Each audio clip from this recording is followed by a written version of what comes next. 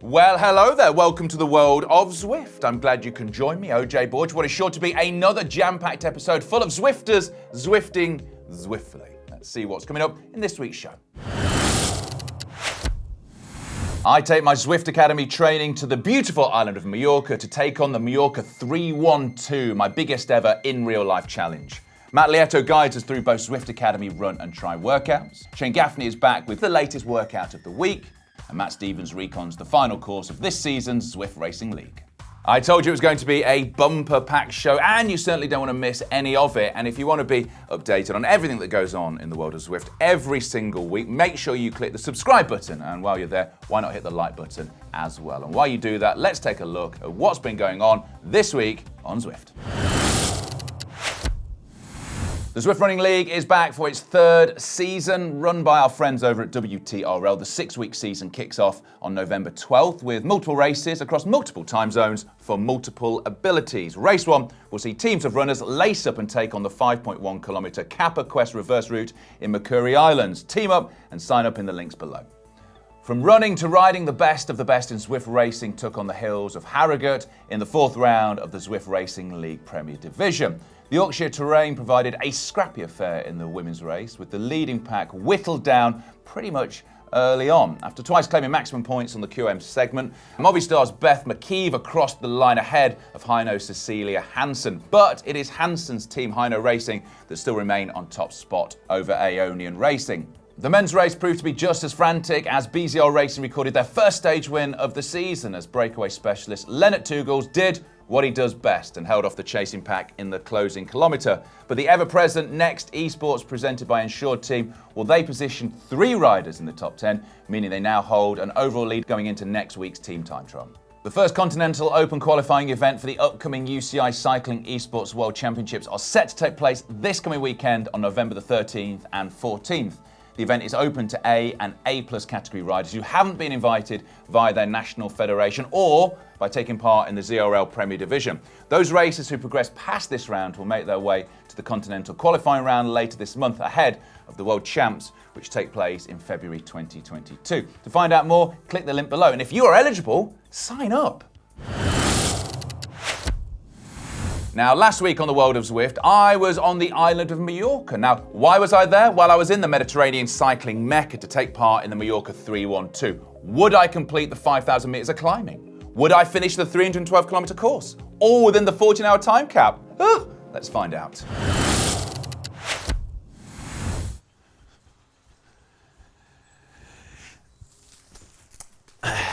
Now, I am not shy of a challenge, but that is the deepest I've ever had to go and the hardest I've ever had to push. I'm in a bit of a hole. I've got cramp in every muscle in my body. I've got a horrible feeling I might have missed a turning and I might not be able to do the 312. I might crack mentally. The Mallorca 312. Starting in the north of the island, the route heads straight for the unforgiving Tramuntana mountain range. Now, this section covers over 3,500 metres of climbing in roughly 150 kilometres. It is not to be taken lightly. Then, it's out of the mountains and into the second half of the ride. With all that climbing in your legs, there's the small matter of over 150k still to go, with more than 1,500 metres of elevation. In anyone's terms, it is a big day out. And, oh, did I mention, it's just the 14-hour cut-off.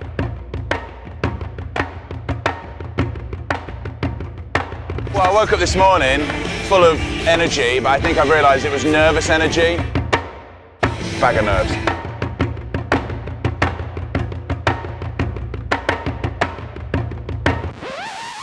You're probably wondering how I ended up in this situation. Back in August, I signed up for Zwift Academy Road for the first time. Now, I've been riding my whole life. I've had a go at the hour record. I've done an Everesting challenge, but you know what? I wanted to ride further than I'd ever ridden before. So my Zwift Academy goal was to complete the Mallorca 312. So here we go.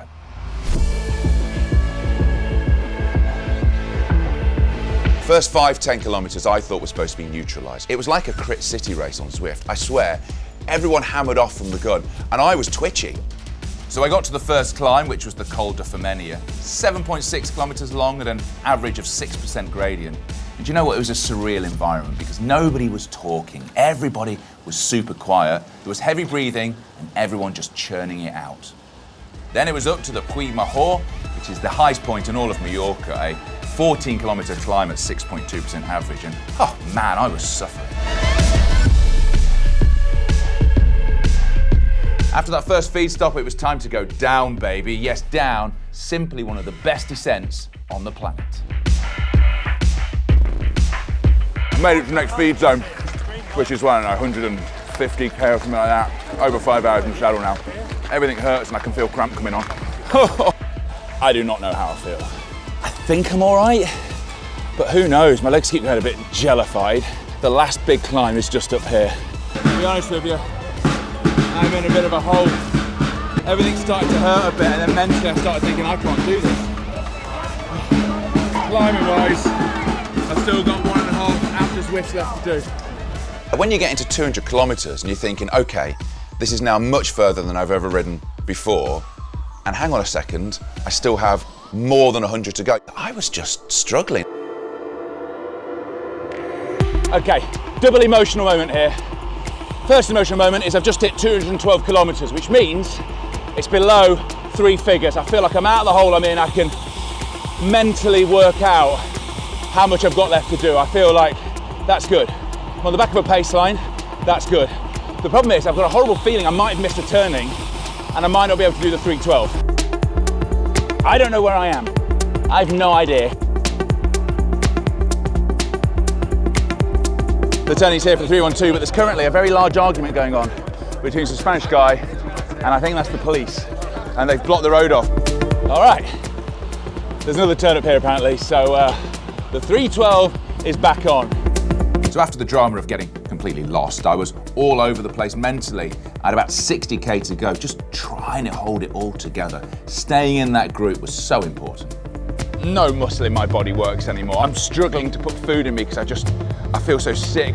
Physically, I hope I can do it, unless my legs cramp up and they stop working, which is, I'm gonna be honest with you, a real possibility.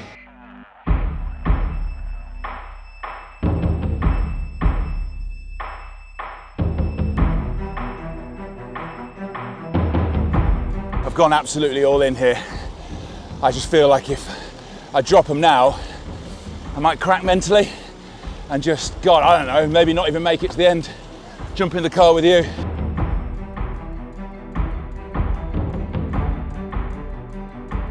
I'd love to tell you how I am right now. How I'm feeling, will I make it? All I can tell you is that 286.5 kilometers is a ridiculous amount to cycle and we still ain't finished. The sun, you know, the sunset was starting to come, and then the next thing you know, it's dark. I mean, literally like someone had flicked a light off. It was ridiculous. And we were on quite a main road, trying to blast the finish line, which felt like it was never going to end. Knowing that was the furthest distance I'd ever ridden, it was not in the bag.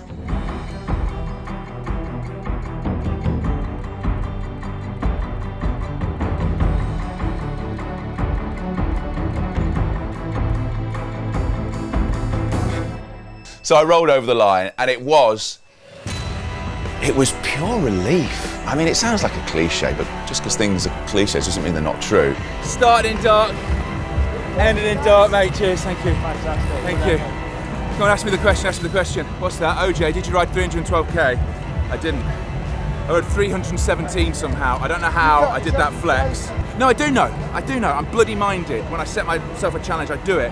But the reason I was still hanging on to those guys doing 35k at the end was Zwift Academy, was putting the hard work into Zwift Academy. That's how I did it. Oh, man. It feels like a Greek saga. I love the fact that what I set out to do, I did the training for it, I did that right, which meant that when I got to the event went right. So, yeah, it's left me with a rosy glow inside of myself.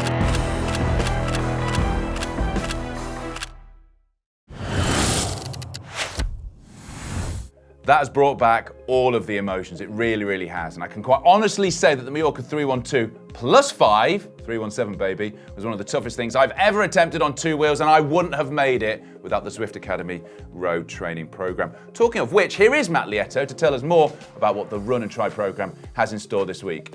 What's that? No, of course I've not written on this. How dare you?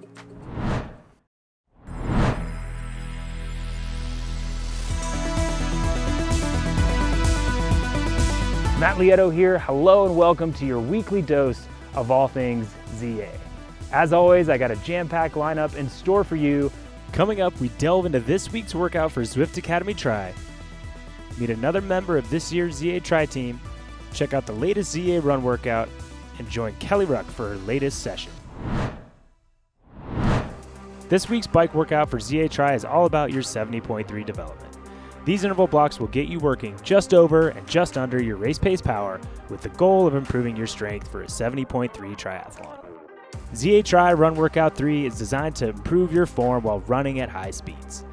As the pace increases with each 6-minute interval, the more challenging it'll become to maintain that form, so remember to stay focused. It's time to meet the Belgian member of this year's Zwift Academy Tri team, Lucas Bosmans. And there's only 1 week left to sign up to join in on the team for next year, so head over to Zwift.com to be in with a chance to join the 2022 ZA Tri team. Over to you, Lucas.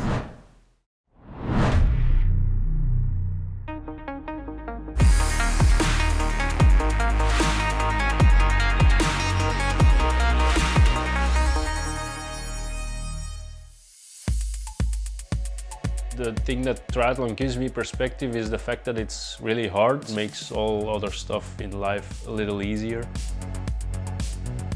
It all started with a bet. More of the people who started triathlon. It kept me hooked and I didn't want to stop with it. I met my wife and she got completely behind me. For him, I think a big challenge to combine everything, work, triathlon and our family life. But he's doing a really, really great job. My dad had a bike accident in 2012. We went for a mountain bike ride and he crashed to the side. Immediately felt that his legs were not working anymore. But my dad has such a positive mindset. I know from the feeling that he really enjoys to watch me racing. And when I put down a really good result, it actually doesn't matter, he just likes to see me race. And it's a really motivating thing. Being on the Zwift Academy Triathlon team, I started applying since the first year it came out. I was a little obsessed about it. I knew with the results that I did on both races that there was a certain possibility to be on the team, but I was definitely not the best performer. It's an amazing story for me, which already started back in 2018, so I'm really happy to be in it finally. In ZA Run, it's time to get speedy with 5K specific over-unders in Workout 6. Designed to deliver endurance and increase lactate tolerance, make sure you tackle this high-intensity workout when well-rested, as these punchy intervals will be above your lactate threshold pace. Keep your focus on that finish line. Let's check in with Kelly to see how she got on. Okay, so interval 1, and this is 4 minutes at your 10K pace. It's hard, but you can keep going a bit. Now for a 2-minute walk before going into the over-unders. So let's get and hit the pace quick. Head up, shoulders back. Check. All right, 1 done. So the first one felt good, but they're gonna get harder. Let's go for rep 2. Yeah. There we go. Rep 2 done. Crank it up. Time for a little walk. Get the heart rate back down. Okay, so we're heading now into another 4 minutes at 10K pace. Very impressive. Thanks. Now for a walk for 2 minutes. Okay, so we're approaching the penultimate hard interval. This one we've got to work hard at. The last one takes care of itself. Let's go. There we go. 1 more fast rep. Let's crank it up. Woohoo! We did it. All right. We're on workout 6. That's done, dusted, and we've only got 2 more left. It's crazy. This is absolutely flown by. But I shall look forward to seeing you next week I'm gonna go and get myself a nice big glass of water. Well, that's a wrap for me. Thanks so much for tuning in for all things ZA this week. It's been a pleasure, as always. I'll catch you next week for all the latest news. Back to you, OJ. Oh, and congrats on completing that Mallorca 312. Must have been all those Zwift workouts. The final race of the Zwift Racing League were contested on the countryside tour course of Umezy. So next up is Matt Stevens to give us the lowdown on the course ahead of its ZRL Premier Division debut, which is very exciting. And you can catch the ZRL action Mondays over on the GCN Racing channel. Check out the link below. The last race of the ZRL season is where the final standings will be decided. We're in Umezy for 2.7 laps of the countryside tour course, with the finish line at the heart of the mystical tree. So the start of the countryside tour is pretty flat. It doesn't take long before we get to the first sprint and the first opportunity to take some points, as that only comes after 5Ks. Okay, just coming up to the country sprint, just off the back of a little left-hander. So only timed is a really short one. It's only 100 metres the actual sprint itself in terms of time. It's important that anybody wanting to take points early on here gets hopefully a power up to use, straight through the arch. And just remember, if you're not taking part in the sprint, we often see riders dropped through these intermediate sprints just because of the sheer pace. To try and make sure if you're not participating in the sprint, keep yourself at or near the head of affairs to give you some sliding space, and also to make sure you stay within that draft.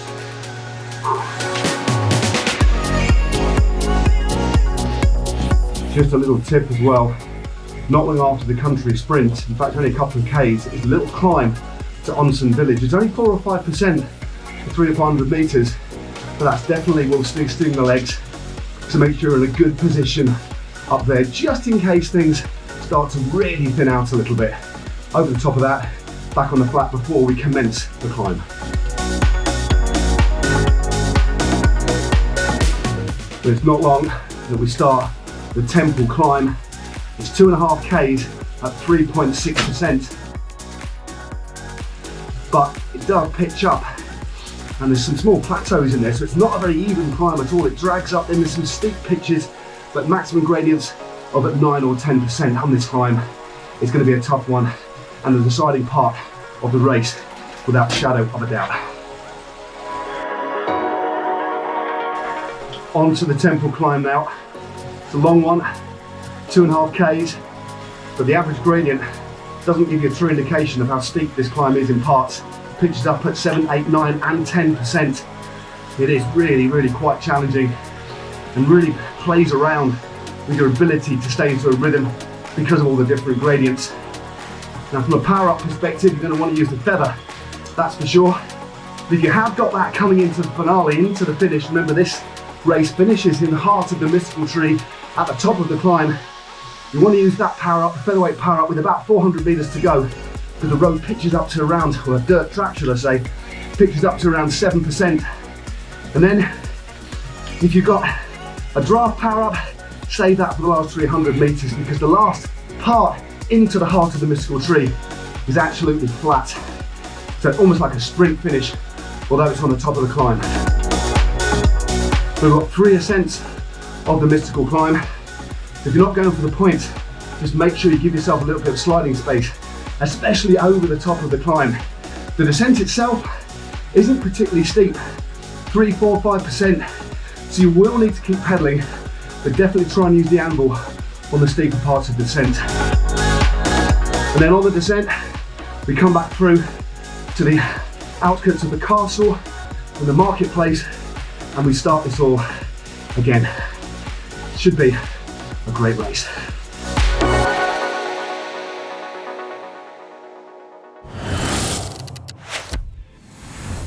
This week's workout of the week is FTP boosters.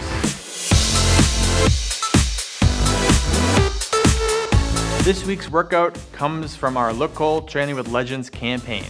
It is focused on increasing your FTP by keeping a high baseline intensity with brief surges above FTP for added training stimulus. This is a popular and testing workout that will leave you feeling nightly, like Sir Bradley Wiggins, who was the inspiration for it. The Le Col workouts have been designed and tested by some of the best cyclists in the world, including Olympians and world champions such as Fabian Cancellara, Dame Sarah Story, Kristen Armstrong, and of course, Sir Bradley Wiggins. Check them all out in the on-demand folder. There you go, that's your lot for this week's World of Zwift. Thank you so much for watching as always. I hope you enjoyed it as much as I did. And what you saw in this week's show was me achieve my goals thanks to Zwift Academy. What were yours? What did you manage to achieve? As always, I'd love to know about it. Maybe we'll feature it next week. You can let me know in the comments below. In the meantime, ride on.